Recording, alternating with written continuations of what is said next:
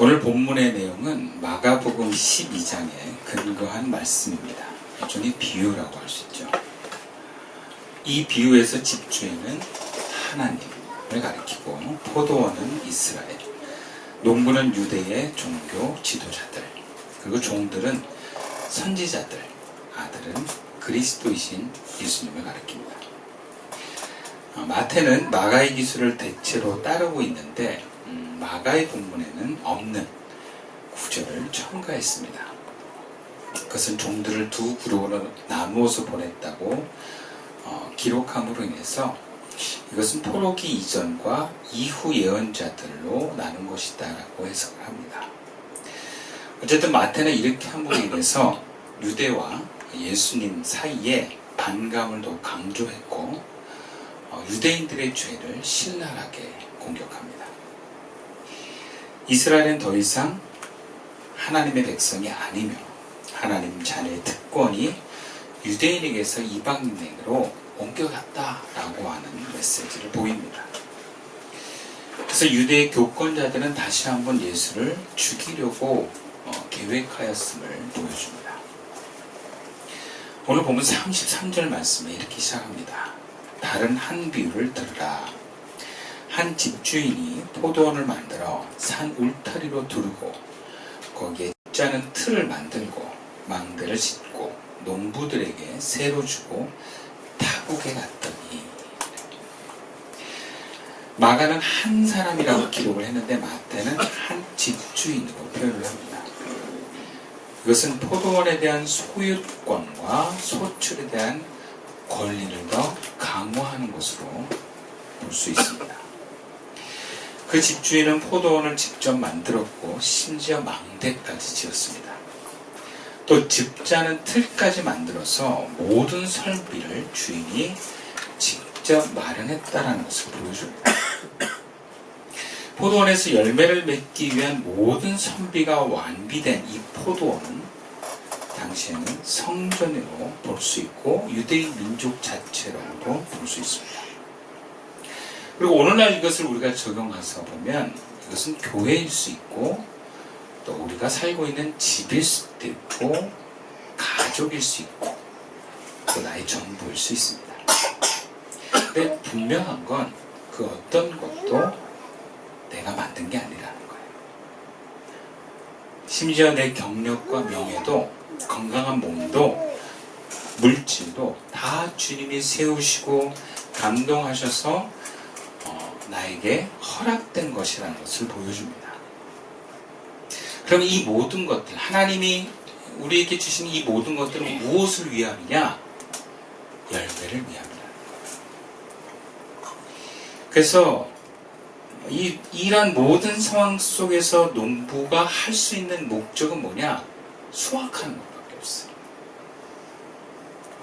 그리고 집주인은 그 수확한 것을 받으러 온다는 것입니다. 마치 예수님이 바로 전 본문에 잎이 무성한 무화과나무의 열매를 찾는 것처럼 우리에게 하나님이 복을 주시고 우리 삶의 모든 것을 허락하신 그 하나님의 계획과 뜻 가운데서 하나님은 우리에게 열매를 찾으신다. 우리에게 주어진 것은 내가 누리고 이것을 통해서 나의 존재를 드러내기 위한 목적이 아니라는 거예요. 이것을 통해서 열매를 찾으신다는 것입니다. 34절 말씀이에요. 열매 거둘 때가 가까우매 그 열매를 받으려고 자기 종들을 농부들에게 보내니. 근데 그렇게 당연하게 받아낼 권리가 있는 요구에 농부들은 악으로 갚습니다. 이것은 먼저 그동안 하나님이 보낸 종들에 대한 이스라엘의 태도를 보여줍니다. 35절 말씀이에요. 농부들이 종들을 잡아 하나는 심히 때리고 하나는 죽이고 하나는 돌로 쳤건을 그래요. 유대인 선지자의 박해사라고 요약해서 볼 수 있습니다. 기록을 보면 예레미야는 맞았고요. 스가랴 선지자는 돌에 맞았습니다. 그리고 우리야 선지자는 죽임을 당했습니다.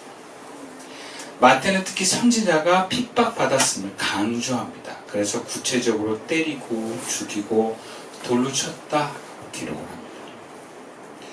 본문에서 주인은 또 한 번의 기회를 줘서 다른 종들을 처음보다 더 많이 보냅니다. 이것은 협박을 위한 것이 아니라 더 간절함을 표현한다고 볼 수 있어요. 근데 그들에게도 때리고 죽이고 돌로 쳐버렸습니다.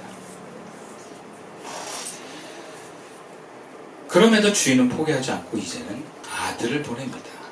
아들을 보내면서 이런 생각을 합니다. 37절 말씀이에요. 후에 자기 아들을 보내며 이르되 그들이 내 아들은 존대하리라 했더니, 우리가 이런 주인의 태도를 오늘날의 우리들의 시각으로 볼 때는 좀 어리석다, 그렇게 볼 수 있어요.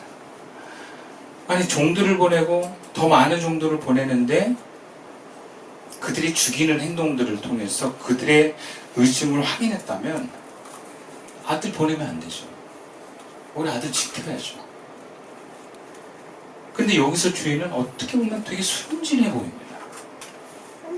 우리의 상식과 이해로는 이런 주인을 이해할 수 없습니다. 오히려 바보 같습니다. 하나님은 포도원의 소출을 맡긴 농부들을 어떻게 보면 아들보다 더 소중히 여기는 것처럼 보입니다.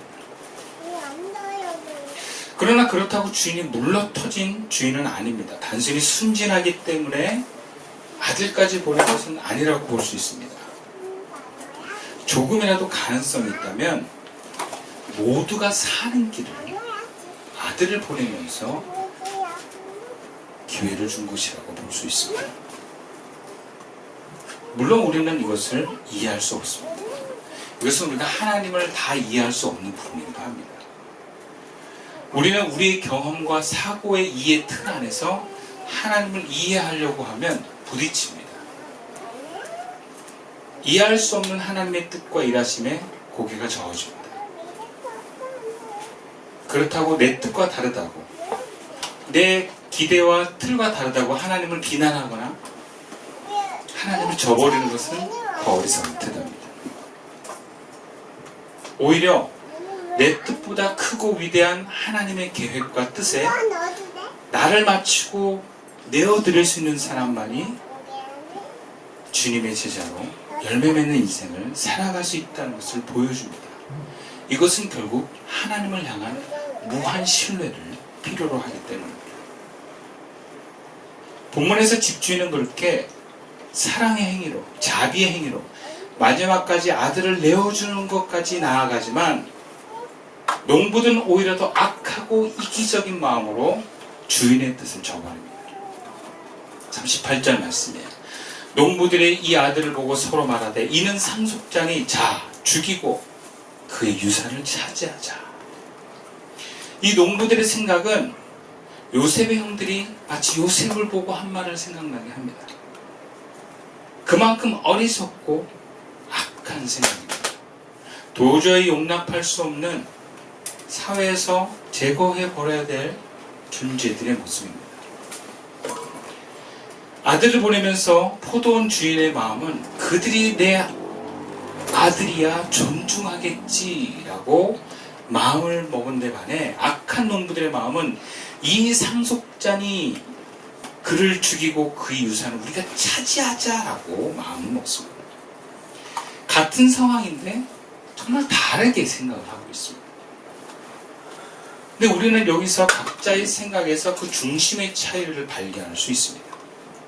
포도원 주인은 이미 다른 종들을 많이 보냈지만 죽임을 당하고 쫓겨남을 당했습니다. 그렇다면 아들이 그러한 위험을 당할 것이 분명합니다. 그러나 아들까지 보내고자 함은 위험을 몰라서가 아니라 위험을 무릅쓰고서라도 농부들을 품기 위해서입니다. 어떻게든 농부들을 멸하지 않고 그리고 계속해서 앞으로도 그 좋은 관계를 이어가고자 하는데 목적이 있습니다. 그래서 지난번에는 종들을 때리고 죽이기까지 했지만 아들을 받아들였다면 지난 날에 대해서도 용서할 기회를 준 것입니다. 즉 주인은 어떻게 해서든지 이 농부들을 살리려고 하는데 목적이 있습니다. 그리고 기회를 준 것입니다. 아들을 내어주는 모험까지 하면서,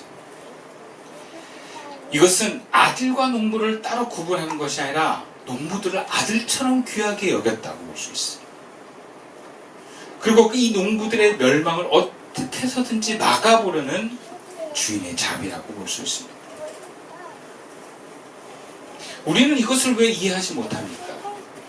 우리는 소중한 사람들과 소중하지 않은 사람들을 나누기 때문에 그래요. 우리에겐 가족이 소중합니다. 그러나 가족밖에는 덜 소중합니다. 심지어 나에게 해를 끼친 사람은 더 제거하고 피하고 멀리해야 될 대상으로 우리는 구분을 하기 때문에 그렇습니다.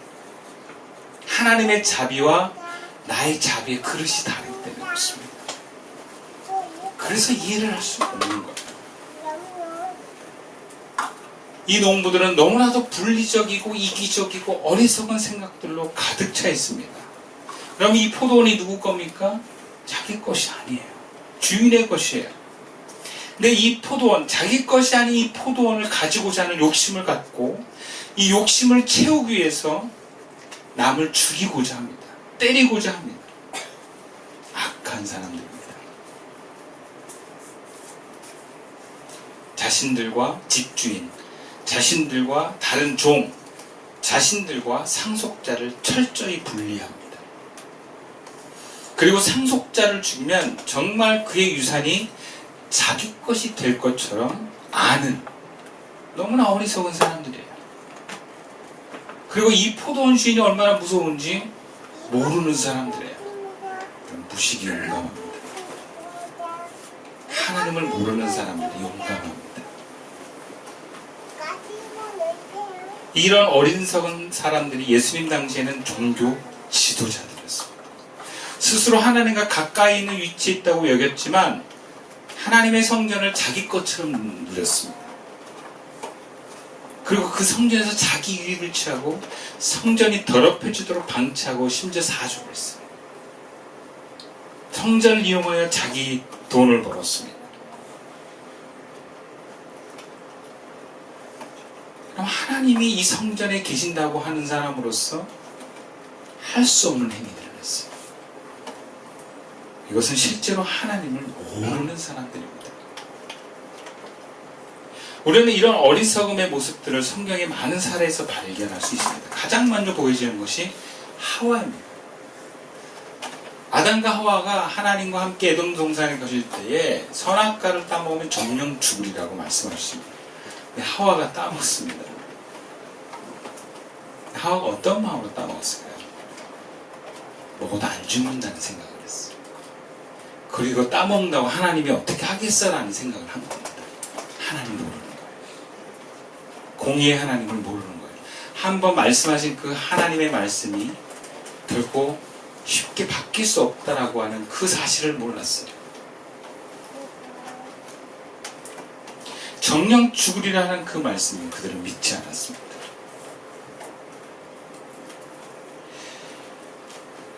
괜찮겠지 하면서 에이 하나님이 설마 하면서 저질러버린 것이 하와의 행위였습니다.